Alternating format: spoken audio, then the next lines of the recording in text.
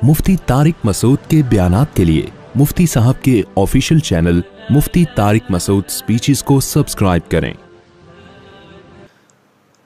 10 मुहर्रम आशूरा का दिन आने वाला है। इस हवाले से आज बहुत अहम बातें करने का इरादा था।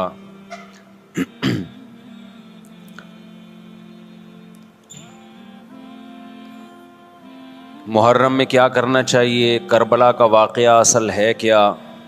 करबला के वाक़े पर तो मैं एक पूरा बयान चंद साल पहले रिकॉर्ड करवा चुका हूँ,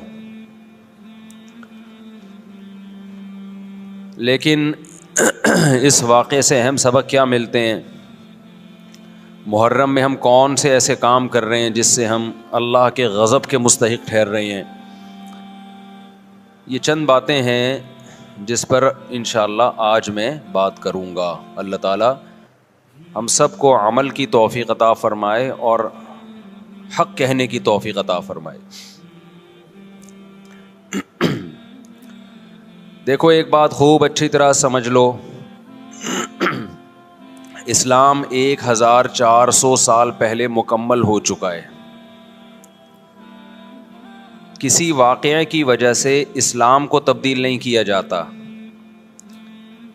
बल्कि इस्लाम की रोशनी में उस वाक़ये के जो तकाज़े हैं उन पर अमल किया जाता है। हमारे यहाँ हो ये रहा है, वाक़यात की बुनियाद पे मसाइल निकाले जा रहे हैं। 10 मुहर्रम का दिन सैयदना हुसैन इब्न अली रज़ी अल्लाह अन्हु की शहादत से पहले भी अज़ीम था और सैयदना हुसैन इब्न अली रज़ी अल्लाह अन्हु की शहादत के बाद भी अज़ीम दिन है।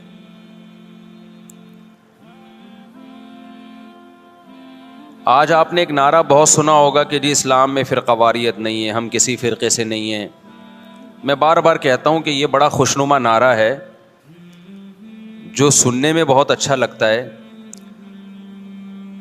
कुछ बातें सुनने की हद तक बहुत अच्छी होती हैं, लेकिन प्रैक्टिकल लाइफ में उनकी वैल्यू बिल्कुल भी नहीं होती। जब आप प्रैक्टिकल लाइफ में आते हैं तो फिर आपको ये फ़ैसला करना पड़ता है कि आप किस फ़िरक़े से ताल्लुक़ है आपका। आप सुन्नी हैं, शिया हैं, मुअतज़िला हैं, मुर्जिया हैं, क़दरिया हैं, नासिबिया हैं, क्या है आपका फ़िरक़ा। ये कह देना आसान है, मेरा कोई फ़िरक़ा नहीं है। इस पर सबसे बड़ा इश्काल ये होता है, ये मैं इसलिए फ़िरक़े की बात कर रहा हूँ कि आपको भी तय करना पड़ेगा कि आप या तो शिया बन जाओ भाई या सुन्नी बन जाओ, एक तरफ हो जाओ आप।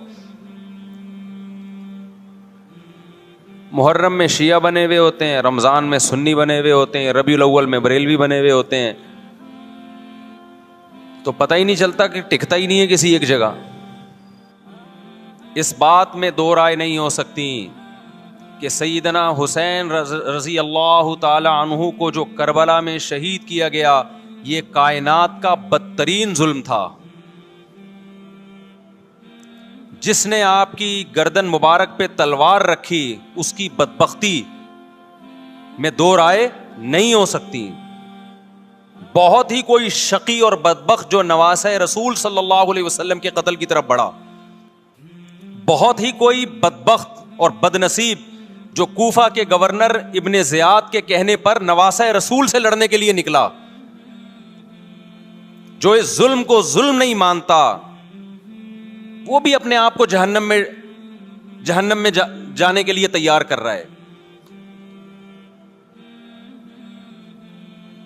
फिर करबला में एक बड़ा जुल्म यह हुआ कि सिर्फ सैयदना हुसैन इब्न अली को शहीद नहीं किया गया, आपके साथ जितने मर्द थे सबको शहीद कर दिया गया।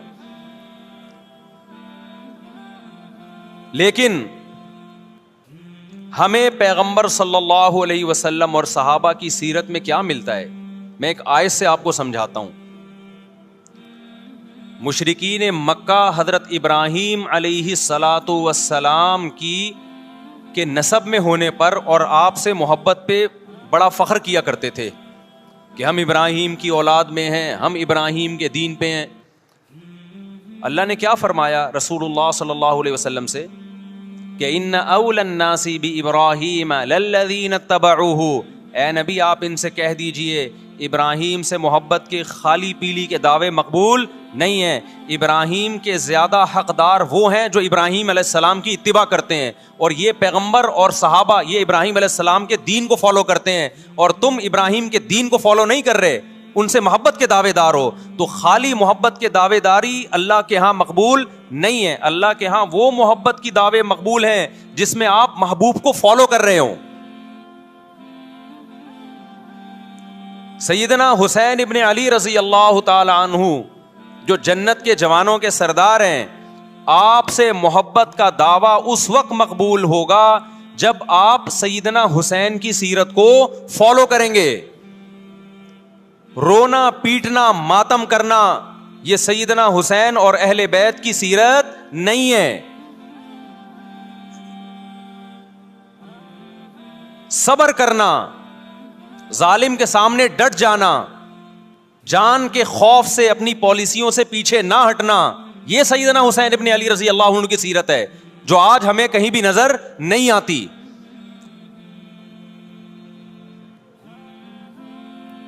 تو ہم نے بھائی دیکھنا ہے صحابہ کا طرز عمل کیا تھا. آپ بتاؤ صحابہ کو سیدنا حسین سے محبت تھی یا نہیں تھی؟ کیا غم کا پہاڑ ٹوٹا ہوگا جب اطلاع ملی ہوگی کہ سیدنا حسین ابن علی اور آپ کے اصحاب اور اہل بیت کو سب کو کربلا میں شہید کر دیا گیا ہے. کیا قیامت گزری ہوگی. کوفہ سے ایک شخص آیا نا, عبداللہ بن عمر سے پوچھنے لگا جو مارنے پر دم کا مسئلہ. انہوں نے فرمایا تم نے پیغمبر کے نواسے کو قتل کر دیا اور مسئلہ یہ پوچھ رہے ہو کہ جو مارنے پر دم آئے گا کہ نہیں آئے گا. ایک طرف تم نے پیغمبر کے نواسے کو قتل کر دیا کربلا میں, اور اب ہم سے آ کے مسئلہ پوچھتے ہو جو مارنا جائز ہے یا نہیں ہے. صحابہ کے ہاں یہ غم کم غم نہیں تھا. دیکھو حضرت معاویہ رضی اللہ تعالی عنہ کے ہاتھ پہ بھی حضرت حسین نے بیعت نہیں کی, لیکن بغاوت بھی نہیں کی. کیوں؟ بغاوت سے فتنے کا اندیشہ تھا. حضرت حسن جو حضرت حسین کے بڑے بھائی تھے, انہوں نے سیدنا معاویہ رضی اللہ تعالی عنہ کے ہاتھ پہ بیعت کی اور اس اختلاف کو ہمیشہ کے لیے اپنی کوشش کے مطابق ہمیشہ کے لیے ختم کر دیا. ختم ہوا نہیں ہوا ایک الگ بحث ہے, لیکن حضرت حسن کا مقصد کیا تھا کہ مسلمانوں کی دو جماعتوں کو میں آپس میں لڑتا ہوا نہیں دیکھ سکتا. لوگوں نے کہا آپ خلافت کے حقدار ہیں, آپ نے فرمایا میں دستبردار ہوتا ہوں سیدنا معاویہ کے حق میں. حضرت حسن بیعت ہو گئے حضرت معاویہ سے, اور یہ اختلاف کو کیا کر دیا؟ ختم. حضرت حسین بیعت نہیں ہوئے, لیکن حضرت حسین نے بغاوت بھی نہیں کی. ہر ایک کی اپنی رائے تھی, حضرت حسن کی اپنی رائے تھی. ان کا خیال تھا کہ بیعت ہونا مسلمانوں کے لیے زیادہ مفید ہے, ایک پاورفل حکومت ہوگی, ایک طاقتور ریاست ہوگی, ورنہ لڑتے رہیں گے آپس میں. حضرت حسین کا موقف یہ تھا کہ میں بغاوت تو نہیں کروں گا لیکن بیعت بھی نہیں ہوں گا, کیونکہ اگر بیعت ہو گیا تو اس سے جو خلفائے راشدین کے دور میں جو خلیفہ کی سلیکشن کا طریقہ تھا وہ طریقہ ختم ہو جائے گا. تو میں اگر اس طریقے کو نہیں لا سکتا تو اس کے خلاف کو پروموٹ بھی نہ کروں میں. یہ بھی ایک رائے تھی. میں سمجھا پا رہا ہوں اپنی بات؟ بھائی رائے کا اختلاف ہوتا ہے نا. نبی صلی اللہ علیہ وسلم نے فرمایا اذا اجتہد المجتہد فإن اصاب فلہ اجران وإن اخطأ فلہ اجر واحد. جب کوئی مجتہد اللہ کی رضا کو سامنے رکھ کے اجتہاد کرتا ہے, صحیح اور غلط کا فیصلہ کرنے بیٹھتا ہے, رائے یعنی اس کا مقصد اللہ کی رضا ہو, تو اگر وہ درست نتیجے پہ پہنچے تو 2 ثواب, غلط نتیجے پہ پہنچے تو بھی 1 نیکی اس کو ملتی ہے, اس لیے کہ اس کے بس میں جو خیر خواہی کا کے لیے جو تھا وہ اس نے کر دیا. رائے کا اختلاف ہوتا ہے. تو حضرت حسن رضی اللہ تعالیٰ عنہ بیعت ہوئے حضرت معاویہ کے ہاتھ پہ. سیدنا حسین نہ بیعت ہوئے اور نہ آپ نے بغاوت کی, خاموشی اختیار کی. حضرت معاویہ رضی اللہ تعالی عنہ نے سیدنا حسین کو تلوار کی زور سے بیعت پر مجبور نہیں کیا, بلکہ نواسہ رسول کا خیال کیا اور وصیت بھی کی لوگوں کو. لیکن جب حضرت معاویہ کے بعد یزید جانشین ہوا, اس کی سب سے بڑی غلطی یہ تھی کہ اس نے نواسہ رسول صلی اللہ علیہ وسلم اور آپ کے ساتھ جو چند اہل بیت اور چند صحابہ تھے, اس وقت بھی حضرت حسین نیوٹرل تھے, نہ حضرت حسین نے بغاوت کا ارادہ کیا اور نہ بیعت کرنے کا ارادہ کیا. یزید ابن معاویہ کو چاہیے تھا کہ سیدنا حسین رضی اللہ عنہ کو اپنے حال پہ چھوڑ دیتا, اپنے والد کی طرح.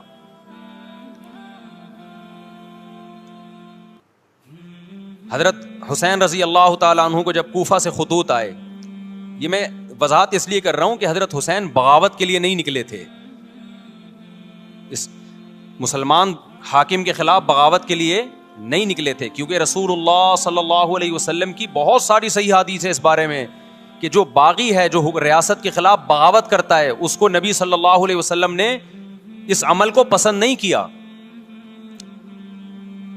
تو حضرت حسین رضی اللہ تعالیٰ عنہ کو کوفہ سے خطوط آئے کہ یہاں سارے کے سارے لوگ آپ کے ہاتھ پہ بیعت کرنے کے لیے تیار ہیں. ظاہر ہے جب کسی علاقے کے لوگ دارالخلافہ ہو اور سب بیعت ہونے کے لیے تیار ہوں تو پھر آپ کا جانا یہ بغاوت کا عمل نہیں کہلاتا. حضرت حسین رضی اللہ تعالیٰ عنہ اہل بیت کے ساتھ نکلے. کربلا میں جب پہنچے, مشہور واقعہ آپ 20 دفعہ سن چکے ہیں, وہاں جا کے آپ کو اطلاع ہوئی کہ وہ خبر غلط تھی اور عبید اللہ بن زیاد نے ایک پورا لشکر بھیجا سیدنا حسین رضی اللہ تعالیٰ عنہ کو مجبور کرنے کے لیے کہ میرے ہاتھ پہ آپ زبردستی بیعت ہو جائیں. حضرت حسین رضی اللہ تعالیٰ عنہ نے مطالبے رکھے کہ یا تو مجھے واپس جانے دیا جائے, اور اگر بیعت کرنا ہی ہے تو میں دمشق میں امیر کے ہاتھ پہ جا کے بیعت کروں گا. بہت معقول مطالبے تھے یہ. میرا مقصد ابھی کربلا کا واقعہ بیان کرنا نہیں ہے, اس پہ بہت کچھ کہا جا چکا ہے, خود میرا بھی بیان اس پہ تفصیل سے ہو چکا ہے. اس کے بعد بھی سیدنا حسین رضی اللہ تعالیٰ عنہ کو مجبور کرنا کہ عبید اللہ بن زیاد جو بدبخت انسان, جو قاتل تھا اہل بیت کا, اسی کے ہاتھ پہ لازمی بیعت ہوں, جبکہ وہ امیر بھی نہیں ہے, وہ گورنر ہے ایک علاقے کا. تو نواسہ رسول کا خیال نہ کرنا یہ بدترین ظلم تھا جو اس وقت حکومت سے ہوا ہے. حضرت حسین رضی اللہ تعالیٰ عنہ, دیکھو نبی صلی اللہ, آج ہم دیکھتے ہیں کہ جو بڑا آدمی ہوتا ہے نا اس کی قربانیاں ہوتی ہیں, اس کی بڑی بڑی قربانیاں ہوتی ہیں.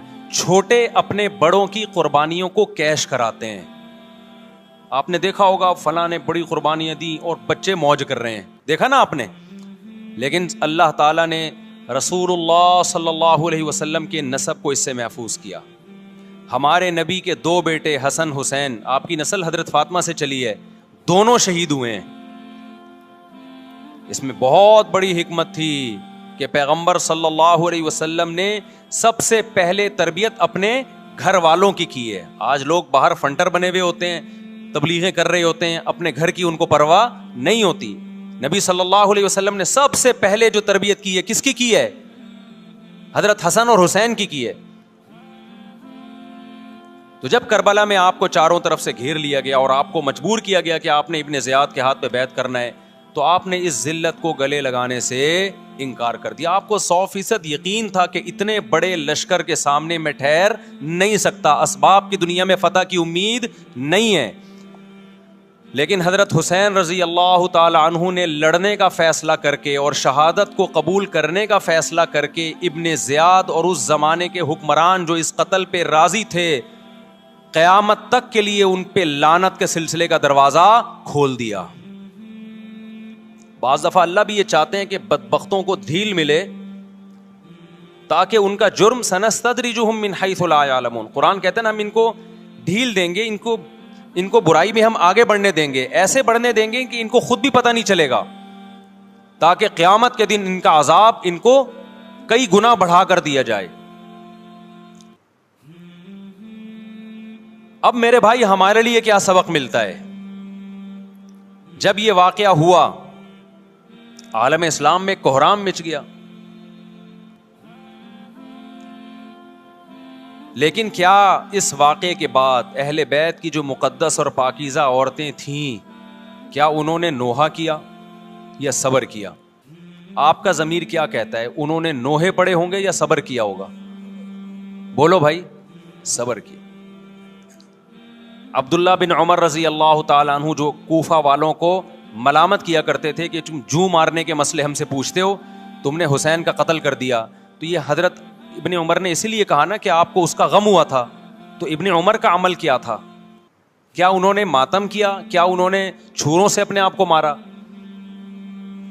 حضرت حسین کا قتل بھی ظالمانہ اور اس سے پہلے سیدنا عثمان کا قتل بھی ظالمانہ. اگر نوحہ یا ماتم جائز ہے تو حضرت عثمان کی شہادت کے دن بھی جائز ہے, حضرت حسین کی شہادت کے دن بھی جائز ہے. اور اگر ناجائز ہے تو جیسے عثمان کی شہادت کے دن ناجائز, حسین کی شہادت کے دن بھی ناجائز ہے. سمجھ میں آ رہی ہے بات کہ نہیں آ رہی ہے؟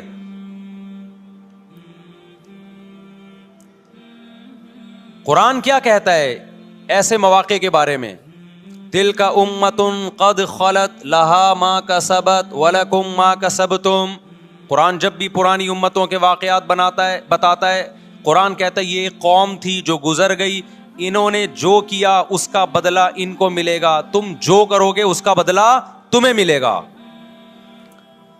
تو ہمیں اللہ نے اس واقعے میں بھی بتا دیا کہ سیدنا حسین کا واقعہ, کربلا کا واقعہ جب سنا کرو تو یہ سوچا کرو یہ قوم تھی جو گزر گئی, جس نے اچھا کیا, حسین ابن علی نے اچھا کیا, ان کو اس اچھائی کا بدلہ ملے گا. اور جو حضرت حسین کے قتل کے حضرت سیدنا حسین کے مبارک خون سے جن کے ہاتھ آلودہ ہوئے, کیونکہ قتل کیا نا انہوں نے, تو لہا ما کسبت, ان کو اس ظلم کا بدلہ بھی ملے گا. تو ہمارا کام کیا ہے؟ ہم نے فالو کرنا ہے حسین کے راستے کو, نہ کہ حسین کے نام پہ ہم نے ماتم کرنے ہیں. حسین کا راستہ کیا ہے جس کو ہم نے فالو کرنا ہے؟ اب میں چند چیزیں آپ کو بتاتا ہوں. سب سے پہلا سبق جو ہمیں کربلا میں ملتا ہے کہ عزت اور دین, ایک طرف دنیا ہے. دیکھو اگر حضرت حسین رضی اللہ تعالیٰ عنہ ابن زیاد کے ہاتھ پہ جا کے بیعت ہو جاتے, آپ کیا سمجھتے ہو بے تحاشا مال و دولت حضرت حسین پہ خرچ نہیں کرتا کیا وہ؟ جب ایک بڑا آدمی کسی کے ہاتھ پہ بیعت ہوتا ہے تو اس کو بھی تو فائدہ ہوتا ہے نا اس سے. اور کیا حضرت حسین کو یقین نہیں تھا کہ کربلا میں شہید ہو جاؤں گا؟ فتح اور نصرت کی اسباب کی دنیا میں کوئی امید نہیں تھی, مگر آپ نے اہل بیت کو کربلا میں رسوا کرنے پر عزت کی موت کو ترجیح دی ہے. آج اگر آپ میں یہ ظرف ہے کہ آپ عزت کی موت کو ذلت کی زندگی پر ترجیح دیتے ہو تو پھر آپ حسینی ہو. نہیں آئی بات؟ میرا خیال ہے سمجھ. سیدنا حسین کی سخاوت کے واقعات ہیں. سیدنا حسین باغی نہیں تھے رضی اللہ عنہ. پھر جو اہل بیت کا طرز عمل کیا تھا, محرم میں کیا کیا ہو رہا ہے میں آپ کو بتاتا ہوں. ان میں سے کوئی بھی عمل نہ ہمیں قرآن سے ملتا ہے نہ صحابہ سے ملتا ہے ہمیں. تو ما انا علیہ و اصحابی جو جنتی فرقہ ہوگا اس کی جو علامتیں ہیں, تو جب آپ ان علامتوں کے خلاف چلو گے, صحابہ اور تابعین کو فالو نہیں کرو گے, تو آپ پھر اپنے آپ کو سنی کہنا چھوڑ دو. آپ بتاؤ مجھے اسلام میں کوئی مہینہ منحوس ہے؟ بولو نا, کوئی مہینہ منحوس ہے؟ تو آپ محرم کو منحوس کیوں کہتے ہو؟ لوگ مجھے کہتے ہیں مفتی صاحب فرقہ واریت پھیلا رہے ہیں. دیکھو فرقہ واریت جب پھیلا رہا ہوں جب میں کسی فرقے کے خلاف آپ کو کر رہا ہوں. میرے بیان شیعہ لوگ بھی سنتے ہیں, ملتے بھی ہیں. بہت دفعہ ایئرپورٹ پہ ملاقات ہوئی, بڑی عزت سے ملے, میں شیعہ ہوں لیکن آپ سے محبت کرتا ہوں. یہاں مسجد میں بھی آتے ہیں, میں نے کبھی کسی پہ طنز نہیں کیا. اس لیے میں بار بار کہتا ہوں جو شیعہ کا مذہب ہے اس کو کرنے دو. وہ سبیلے لگاتے ہیں, آپ ان کو مت چھیڑو, جا کے تنگ نہ کرو ان کو. وہ ماتم کرتے ہیں, آپ ان کو مت چھیڑو. وہ نوحے کرتے ہیں, وہ نوحے پڑھتے ہیں, آپ ان کو مت چھیڑو. لیکن آپ اپنی پوزیشن واضح کرو کہ آپ شیعہ ہو یا آپ سنی ہو. آپ تو ایک طرف ہو جاؤ نا. محرم میں اگر آپ مرثیے لگا کے گھوم رہے ہو گاڑیوں میں, اٹ مینز آپ سنی نہیں ہو. آپ نبی صلی اللہ علیہ وسلم کی حدیث ہے ہمارے پاس, ہم اہل سنت والجماعت ہیں, ہم سنت کو فالو کرتے ہیں. تو سنت کیا کہتی ہے؟ میتوں پہ گریبان چاک کرنا, میتوں پہ چیخ و پکار کر کے رونا. آپ نے فرمایا لیس منا, وہ ہم میں سے نہیں ہے. اور اس عمل پہ آپ صلی اللہ علیہ وسلم نے لعنت فرمائی ہے. لوگ کہتے ہیں حسین کی یاد میں رونا نبی کی سنت ہے. نبی صلی اللہ علیہ وسلم کو جب جبریل نے بتایا کہ حسین شہید ہوں گے, آپ روئے, اس لیے کہ اس وقت آپ کو یہ خبر ملی تھی. لیکن کیا ہر محرم میں آپ نے رونے کا پروگرام کیا ہے یا صحابہ کو بیٹھ کے باقاعدہ رلایا ہے آپ نے؟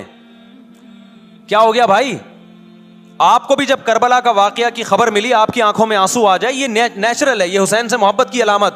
لیکن ہر محرم میں باقاعدہ بٹھا کے رونے کا پروگرام کرنا یہ حسین سے محبت کی علامت نہیں ہے، بلکہ شریعت میں ناجائز ہے یہ غموں کو بڑھانا. یہ کہاں سے جائز ہو گیا؟ حضرت عثمان بھی تو شہید ہوئے تھے، نبی صلی اللہ علیہ وسلم کے داماد تھے، ان کی یاد میں آپ رونے کو سنت کیوں نہیں کہتے؟ ہماری نظر میں حسین کا قتل بھی بہت بڑا ظلم اور سیدنا عثمان کا قتل بھی بہت بڑا ظلم تھا. دونوں مظلوم تھے، دونوں مظلوم شہید تھے، ہمیں دونوں کی شہادت پہ غم ہے، لیکن اب اس غم کو مناتے نہیں ہیں. اسلام میں غم منانا سنت نہیں ہے. دیکھو جعفر طیار رضی اللہ عنہ، نبی کے چچا زاد بھائی، اہل بیت، جب آپ صلی اللہ علیہ وسلم نے ان کو لڑائی کے لیے میدان جنگ میں بھیجا، رومیوں سے لڑائی تھی، حضرت جعفر طیار کی 4 بیویاں تھیں. جب نبی صلی اللہ علیہ وسلم مسجد نبی میں بیٹھے، آپ کو فرشتوں نے اطلاع دی کہ جعفر طیار شہید ہو گئے. آپ صلی اللہ علیہ وسلم کی آنکھوں سے آنسو.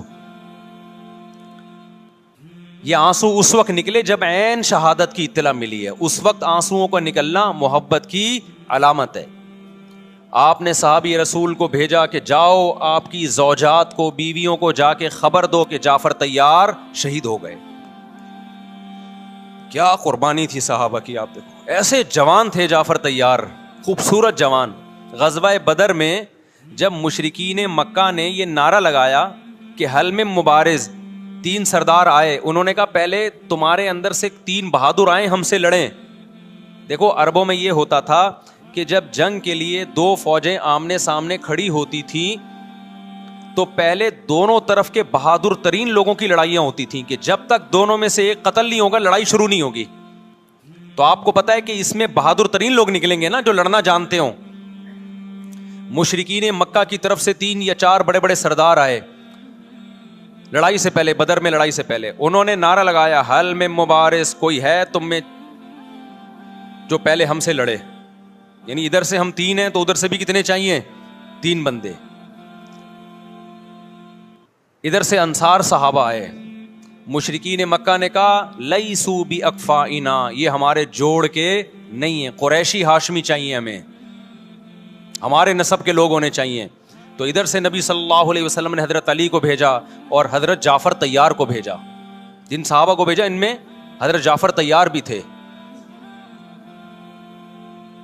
حضرت جعفر طیار رضی اللہ تعالی عنہ اور سیدنا علی مقابلے میں غالب آ گئے.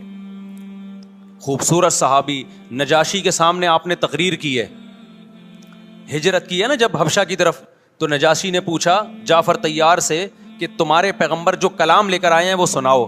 حضرت جعفر طیار رضی اللہ تعالی عنہ نے سورہ مریم پڑھنا شروع کر دی.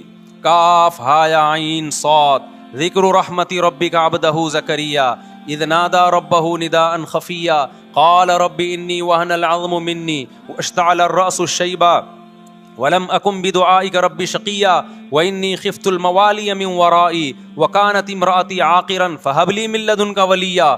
ایسی حضرت مریم اور عیسیٰ ابن مریم کی سیرت کو سورہ مریم میں بیان کیا حضرت جعفر طیار نے کہ نجاشی روتے روتے اس کی داڑھی تر اور جتنے پادری بیٹھے تھے سب کی داڑیاں تر ہو گئی روتے روتے.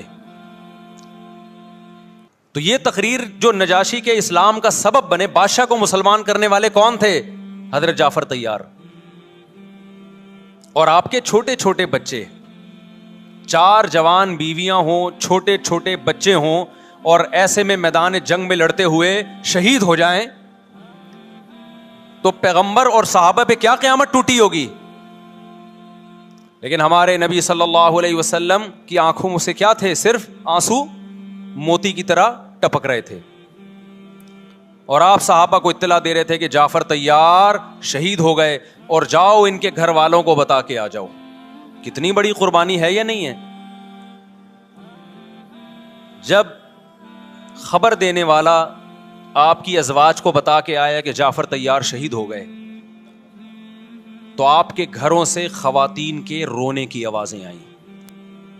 آپ صلی اللہ علیہ وسلم نے فرمایا ان سے بولو کہ اپنی آواز کو پست کرو. پھر چیخ و پکار کی آواز آئی تو آپ نے فرمایا کہ اگر دوبارہ چیخ و پکار کی آواز آئے تو ان کے منہ پہ خاک پھینک دو. وہ شہید کی بیوہ تھیں, اور شہید بھی کتنے مقدس, ان کو بھی نبی صلی اللہ علیہ وسلم نے نوحہ کرنے کی اجازت نہیں دی. اس دن جس دن غم پہنچا ہے اس دن بھی چیخ و پکار کی اجازت نہیں دی ہے. تو آپ بتاؤ اگلے سال اس تاریخ کو چیخ و پکار کی کیسے اجازت مل جاتی؟ نہیں آئی میرا خیال ہے بات سمجھ میں. جب غم پہنچا ہے اس وقت چیخنے چلانے کی اجازت نہیں ہے. چھوٹے چھوٹے یتیم بچے, حضرت جعفر طیار کے چھوٹے چھوٹے یتیم بچے, کتنا غم ہوتا ہے جب چھوٹے چھوٹے بچے ان کا باپ دنیا سے چلا جائے, کتنا ترس آتا ہے ان کے اوپر. تو ہمارے نبی کو بھی ان یتیم بچوں پہ بھی ترس آیا, ان بیواؤں پہ بھی ترس آیا, لیکن نہ نبی صلی اللہ علیہ وسلم چیخو پکار کر کے خود روئے اور نہ آپ نے ان کی ازواج کو رونے کی اجازت دی ہے. سمجھ میں نہیں آ رہی میرا خیال ہے بات. میرا مقصد شیعوں پہ طنز کرنا نہیں ہے, ان کا جو مذہب ہے ان کو اس پہ چلنے دو. میرا مقصد ہے آپ اپنی پوزیشن واضح کرو کہ آپ ادھر ہو یا ادھر ہو. کسی کو تنگ مت کرو, نہ کسی پہ فتوے لگاؤ کفر اسلام کے, نہ کسی کو جہنمی قرار دو. اپنی پوزیشن آپ فیصلہ کرو کہ آپ اگر ادھر جانا ہے تو پورے ادھر چلے جاؤ. پھر یہ آدھا تیتر آدھا بٹیر والا معاملہ مت کرو. وہ ان کا مذہب ہے بھائی, ان کے علماء ان کو بتاتے ہیں کہ محرم میں کالے کپڑے پہننے ہیں, محرم میں ماتم کرنا ہے, محرم میں کو منحوس سمجھنا ہے, اس میں شادی بیاہ نہیں کرنا. ان کے علماء ان کو بتاتے ہیں, ان کو چلنے دو اس پر. دنیا میں بہت سے فرقے ہیں, بہت سے مذہب ہیں, ہم کسی کو نہ ختم کر سکتے ہیں نہ کسی کے خلاف نفرت پیدا کر سکتے ہیں. اس سے کوئی چیز حاصل نہیں ہوگی. کسی سے نفرت کرنے کی ضرورت نہیں, کسی پہ فتوے لگانے کی ضرورت نہیں, لیکن آپ کو اپنی پوزیشن واضح کرنی پڑے گی کہ میں کہاں کھڑا ہوا ہوں. اگر آپ سنی ہو تو پھر اہل سنت والجماعت صحابہ تابعین کو فالو کرتے ہیں, حدیث کو فالو کرتے ہیں, اور حدیث میں ہمیں ماتم کرنا, نوحہ کرنا, گریبان چاک کرنا اس کی پرمیشن نہیں ہے, بلکہ اس سے روکا گیا ہے, اس عمل کو حرام اور ناجائز قرار دیا گیا ہے. بات آ رہی ہے سمجھ میں؟ باقی جو شیعہ حضرات کرتے ہیں, ہمارے دوست ہیں شیعہ, میں مذاق میں نہیں کہہ رہا, ملتے ہیں ہم سے, میں کبھی ان سے مذہب کے ٹاپک پہ بات نہیں کرتا, نہ ان کو کبھی چھیڑتا ہوں کہ آپ یہ کیوں کر رہے ہو, یہ کیوں نہیں کر رہے. بھائی اس کا مذہب ہے, وہ اس کا فرقہ ہے, جو کرنے دو اس کو, ہم نہیں کرتے, کیونکہ ہم اہل سنت والجماعت میں. سمجھ میں آ رہی بات کہ نہیں آ رہی؟ پھر ربیع الاول کا مہینہ آئے گا, اس میں بھی آپ اپنی پوزیشن واضح کرو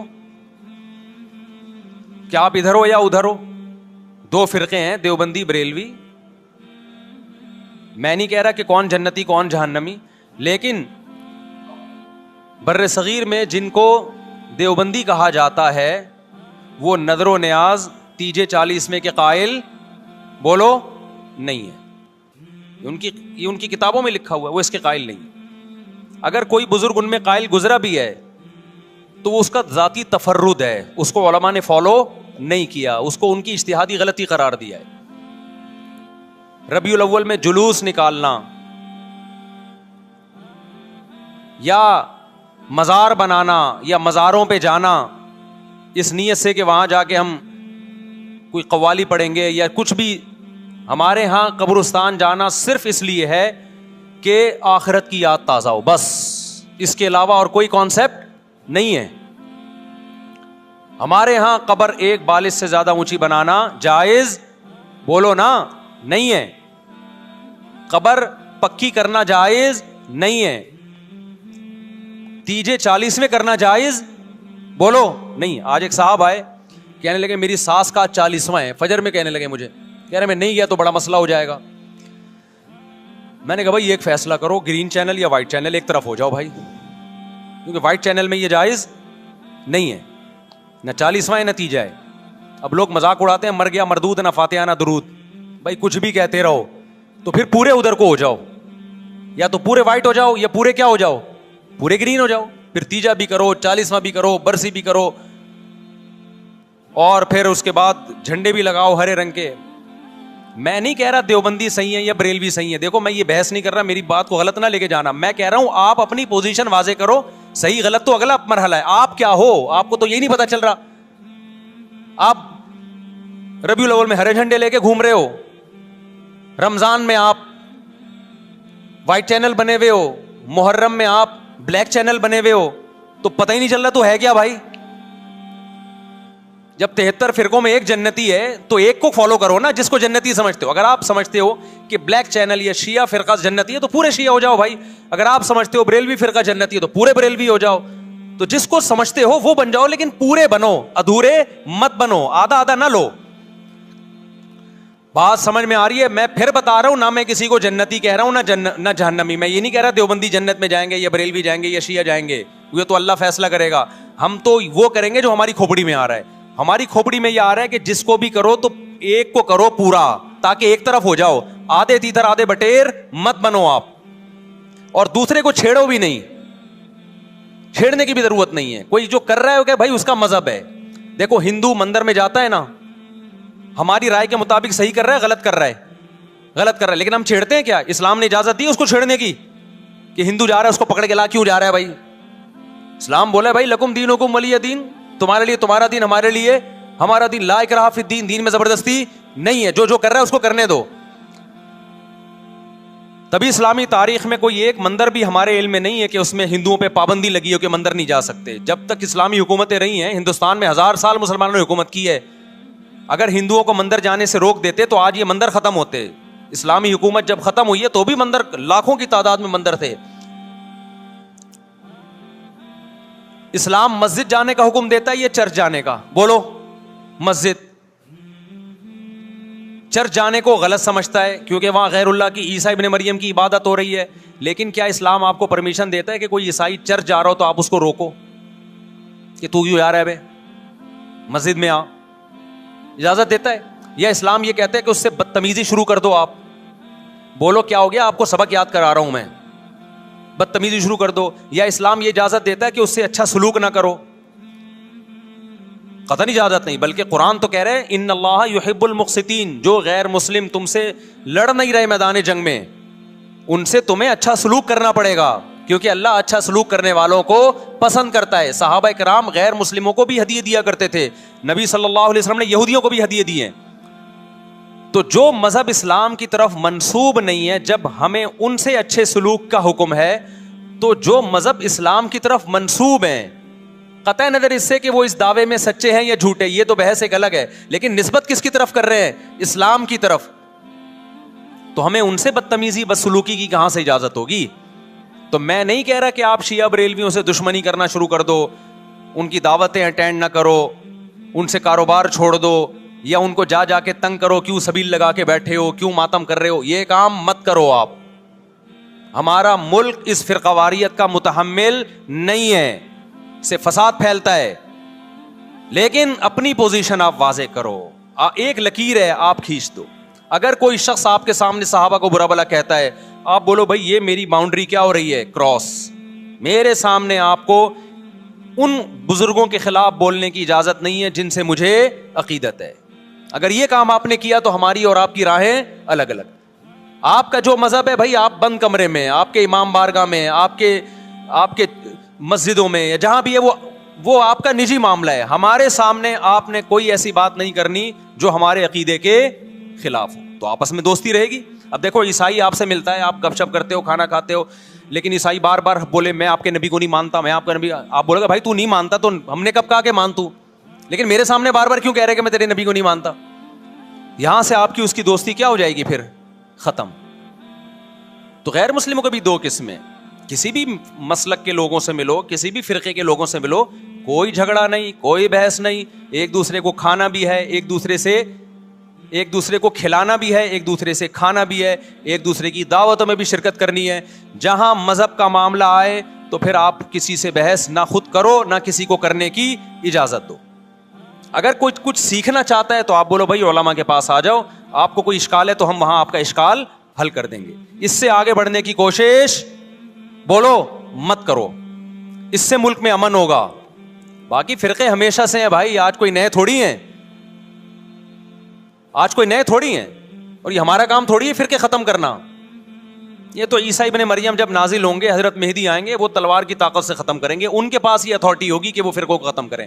आपने ये करना है کہ دوسرے کے مسلک کو چھیڑنا نہیں ہے اور اپنا چھوڑنا نہیں ہے. مسئلہ آپ کے ساتھ یہ ہو رہا ہے کہ دوسرے کو چھیڑ بھی رہے ہو اور اپنا چھوڑ بھی رہے ہو, دونوں الٹے کام کر رہے ہو. ایک طرف بحث کر رہے ہوتے تم ایسے اور دوسری طرف وہی بنے ہوئے ہوتے تھوڑے دنوں میں جا کے. ہاں وہ بتا رہا ہوں وہ نظر و نیاز والی نہیں, وہ سب کو پتا ہے. ہاں ایسی دعوت نہ ہو جس میں بدعت کی تائید ہو. تو آپ جو کر رہے ہو نا وہ یہ کر رہے ہو, دوسرے کو چھیڑ بھی رہے ہو جس سے ملک میں بدامنی پھیل رہی ہے. تقریریں سنو, شیعہ ایسے, بریلوی ایسے, دیوبندی ایسے, اہل حدیث ایسے. تقریروں سے کیا پھیل رہی ہے؟ نفرتیں. اور پھر محرم میں آپ خود شیعہ بنے ہوئے ہوتے ہو, ربیع الاول میں آپ گرین چینل بنے ہوئے ہوتے ہو, اور رمضان میں آپ وائٹ چینل بنے ہوئے ہوتے ہو. سعودی عرب میں سارے وائٹ ہو جاتے ہیں جا کے. سعودی عرب جو بھی جاتا ہے سارا وائٹ چینل. پیغمبر کی قبر پہ کوئی دھمال نہیں, کوئی قوالیاں نہیں, وہاں کھڑے ہوں گے تمیز سے سلام پیش کر کے آگے نکل جائیں گے. وہاں کوئی چیخو پکار نہیں, وہاں جا کے سارے کیا ہو جاتے ہیں؟ وائٹ, کیونکہ وہاں حکومت کا ڈنڈا ہے. ٹھیک ہے نا. تو گورنمنٹ کے پاس تو یہ اختیار ہے بھائی ڈنڈا چلائے, ہمارے پاس یہ اختیار نہیں. ہم تو تمیز سے بات کریں گے, سمجھائیں گے, محبتیں پھیلائیں گے, کیونکہ جب عوام ڈنڈا چلاتی ہے تو اس سے اصلاح کم اور فساد زیادہ ہوتا ہے. تو میں بار بار کہہ رہا ہوں بھائی دوستیاں رکھو, کوئی دفتروں میں شیعہ سنی لڑائی نہ ہونے دو, یہ غلط ہے. محبتیں پھیلاؤ لیکن مسلک کو چھوڑنا نہیں ہے. جب کوئی آپ سے کہے محرم میں یہ کام کرو, بولو بھائی ہم چونکہ اہل سنت والجماعت میں سے ہیں, ہم چونکہ سنی ہیں, لہذا ہمارے ہاں کوئی مہینہ ہمارے مذہب کے مطابق منحوس نہیں ہے. پھر کوئی آپ کو اصرار کرے نہیں ہے, آپ بولو بھائی ہم تم پہ اپنا مسلک تھوپ رہے ہیں کیا؟ تم جلوس نکالتے ہو, تم ماتم کرتے ہو, ہم تو نہیں تمہیں روکتے آ کے, بلکہ گورنمنٹ تمہیں تحفظ دیتی ہے, سیکیورٹی دیتی ہے گورنمنٹ تمہیں. تو جب ہم اپنا مسلک تم پہ نہیں تھوپتے تو تم اپنا مسلک ہم پہ کیوں تھوپ رہے ہو بھائی؟ تو ہم محرم میں بھی شادی کریں گے, ربیع الاول میں بھی کریں گے, سفر میں بھی کریں گے, رمضان میں بھی کریں گے. ہم نے تو 4 کرنی ہے. ہم مہینوں کے حساب سے شروع کر دیں تو پھر ہمارے تو بڑے مسئلے ہو جائیں گے بھائی. سمجھ میں آ رہی ہے بات کہ نہیں آ رہی؟ حضرت جعفر طیار اہل بیت میں سے تھے, کتنی زوجات تھیں؟ 4 تھیں. حضرت علی کی کتنی تھیں ایک وقت میں؟ حضرت فاطمہ کے دنیا سے جانے کے بعد 4 تھیں. یہ بھی ہے سنت میں, نکاح کو فروغ دو, یہ اہل بیت کا طریقہ ہے تاکہ سوسائٹی میں زنا کم ہو, بیوہ طلاق یافتہ عورتوں کو ٹھکانہ ملے. خیر, تو اب میں بات سمیٹ کے ختم کر رہا ہوں. لوگ کہتے ہیں محرم میں ہم نکاح کیوں کریں بھائی, فرض واجب تو نہیں ہے نا, چلو حرام نہیں ہے لیکن فرض بھی تو نہیں ہے نا. لوگ یہ بھی کہتے ہیں, دیکھو جب قرآن نے کسی چیز کو حلال قرار دیا ہو نا تو قرآن اس کو پسند نہیں کرتا کہ آپ عملاً اس کو حرام کر دو. دیکھو مشرکین مکہ کیا کرتے تھے, بتوں کے نام پہ جانور چھوڑتے تھے, پھر ان کا گوشت نہیں کھاتے تھے. اللہ نے فرمایا کہ تم نے ایک خدا کی حلال کردہ چیز کو کیسے حرام کر دیا تم نے. نبی صلی اللہ علیہ وسلم نے قسم اٹھائی میں شہد نہیں کھاؤں گا.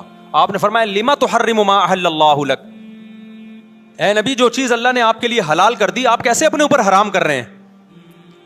اس سے پتہ چلتا ہے کہ اگر آپ محرم میں نکاح کرنا چاہتے ہیں لیکن آپ یہ سوچ کے ڈیلے کر دیتے ہیں کہ بھائی اس مہینے میں لوگ نکاح کو برا سمجھتے ہیں, تو یہ ڈیلے کرنا آپ کے لیے ناجائز ہوگا. کیونکہ لما تحرم ما احل اللہ لک, اللہ نے جس چیز کو تمہارے لیے حلال کیا تم نے کس دلیل کی بیس کے پر اپنے اوپر پابندی لگائی ہے اس پر. ایک تو ہے نا کسی کو شادی کا خیال ہی سفر میں آ رہا ہے, ربیع الاول میں آ رہا ہے, وہ تو ایک الگ بات ہے, لیکن اس کا نکاح محرم میں ہونا تھا. صرف محرم کی وجہ سے وہ ڈیلے کر رہا ہے کہ جی میں ربیع الاول میں لے کے جاؤں گا. یہ ڈیلے کرنا قرآن و سنت پہ زیادتی ہے یا نہیں ہے؟ یہ اللہ کے حلال کو عملاً حرام کرنا ہے یا نہیں ہے؟ نہیں ہے بات سمجھ میں.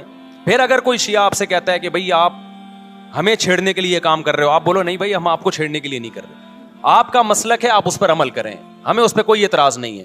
لیکن ہم کس کے پر عمل کریں گے؟ ہم اہل سنت والجماعت ہیں. کتنے صحابہ ہیں, خود نبی کی نکاح محرم میں ہوا ہے. اور ویسے بھی ہمارے ہاں شہادت ایک منحوس عمل نہیں ہے, شہادت ایک مبارک عمل ہے. 10 محرم پہلے سے فضیلت والا دن تھا, محرم پہلے سے فضیلت والا مہینہ تھا. حسین ابن علی کی شہادت سے اس مہینے کے تقدس کو 4 چاند لگ گئے ہیں اور مقدس ہو گیا یہ مہینہ. یہ کیسی بات ہے جو شہادت کا دن ہو ہم اس کو منحوس قرار دے دیں؟ بھائی ہمارا یہ جگرا نہیں ہے. سمجھتے ہو کہ نہیں سمجھتے ہو؟ تو اس لیے محرم میں اگر کسی نے نکاح کرنا ہے اس کو ڈیلے مت کرو میرے بھائی. لوگ کہتے ہیں فرض تو نہیں ہے نا. آپ اگر اس کے نحوست منحوس ہونے کی وجہ سے ڈیلے کر رہے ہو تو پھر آپ پہ فرض ہوگا کرنا. کیوں؟ اس آیت کی روشنی میں لما تحرم ما احل اللہ لک. اے نبی جس چیز کو اللہ نے حلال قرار دیا آپ کس دلیل کی بیس پہ اس کو اپنے اوپر حرام کرتے ہیں؟ سمجھتے ہو کہ نہیں سمجھتے؟ تو اسی طرح یہ جو باقی کام محرم میں ہو رہے ہیں،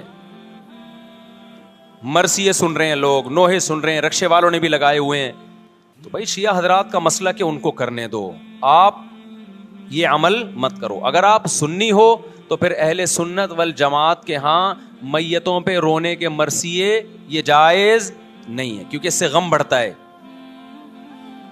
ہمارے نبی نے جعفر طیار رضی اللہ عنہ کی زوجہ کو، جن کا حقیقی غم تھا اس وقت، ان کو نہیں رونے دیا. تو ہمیں کیسے آپ صلی اللہ علیہ وسلم چیخو پکار کی اجازت دیں گے؟ اسی طرح محرم میں سبیلیں لگانا، اس کی بھی کوئی دلیل نہیں ہے. سیدنا حسین ابن علی وہ تو پیاس ظلم سے شہید ہوئے. وہ ایک طرف آپ کہتے ہیں وہ پیاسے تھے، ان کو پانی نہیں ملا، دوسری طرف آپ اس دن میں لوگوں کو پانی پلا رہے ہیں، تو اس کی لاجک بھی نہیں بنتی کوئی. اسلام نے 10 محرم کو روزے کا دن قرار دیا. روزہ اور سبیل جمع نہیں ہو سکتے. سمجھتے ہو کہ نہیں سمجھتے؟ آپ کہہ سکتے ہیں کسی کو پانی پلانے پر کون پابندی لگا سکتا ہے؟ پانی پلاؤ بھائی پورے سال، اسپیسیفک ان دنوں میں کیوں پلا رہے ہیں آپ؟ تو جو شیعہ حضرات ہیں ان کا مسلک ہے، ان کو کرنے دیں. میں بار بار اس لیے کہہ رہا ہوں ایسا نہ ہو چھیڑ چھاڑ شروع کر دے جا کے. پہلے ہی ملک میں لڑائیاں بہت ہو رہی ہیں، دوبارہ ایک نئی جا کے بتا یہاں بھی سبیل لگی ہوئی ہے، جا کے ان کو چھیڑنا شروع کر دو. سبیل کیوں لگا؟ چھیڑنے کی اجازت نہیں ہے کسی کو. آپ نہ لگائیں نہ پئیں. بولے بھائی ہمارے لیے محرم ایسا ہے جیسے دوسرے مہینے ہوتے ہیں. 4 مہینے محترم ہے، محرم، رجب، ذی قعدہ، ذی الحجہ. تو جتنا ذی قعدہ ذی الحجہ ہے اتنا ہی محرم اور رجب ہے. تو جیسے ان مہینوں میں نارمل رہتے ہو ان میں بھی ہم نے ایسے ہی رہنا ہے. سمجھتے ہو کہ نہیں سمجھتے ہو؟ اور حلیم کی دیگیں مت پکاؤ محرم کی راتوں میں. حلیم کھا سکتے ہو جب چاہو، اس خاص ان دنوں میں. اور ویسے بھی جو لوگ پوری رات حلیم کے دیگڑے میں گھوٹے لگاتے ہیں صبح روزہ نہیں رکھتے ہو. کیا خیال ہے؟ جب آپ پوری رات دیگڑے میں گھومتے رہو گے، دیکھا نہیں یہ پوری رات دیکھ کے اندر گھومتے رہتے ہیں جیسے موت کے کنویں میں نہیں بائک چلاتا بندہ، تو صبح روزہ رکھے گا ایسا آدمی؟ تو یہ ساری چیزیں آپ کو اس کام سے روکتی ہیں جو سنت سے ثابت. تو اللہ تعالی ہمیں محرم میں وہ کچھ کرنے کی توفیق عطا فرمائے جس کی ہمیں اللہ، اس کے رسول اور صحابہ نے پرمیشن دی ہے، اور ان تمام باتوں سے اللہ ہمیں بچنے کی توفیق عطا فرمائے جس سے اللہ، اس کے رسول اور صحابہ نے ہمیں بچنے کا حکم دیا ہے. اللہ تعالیٰ سمجھنے کی، عمل کی توفیق عطا فرمائے. وما علینا الا البلاغ.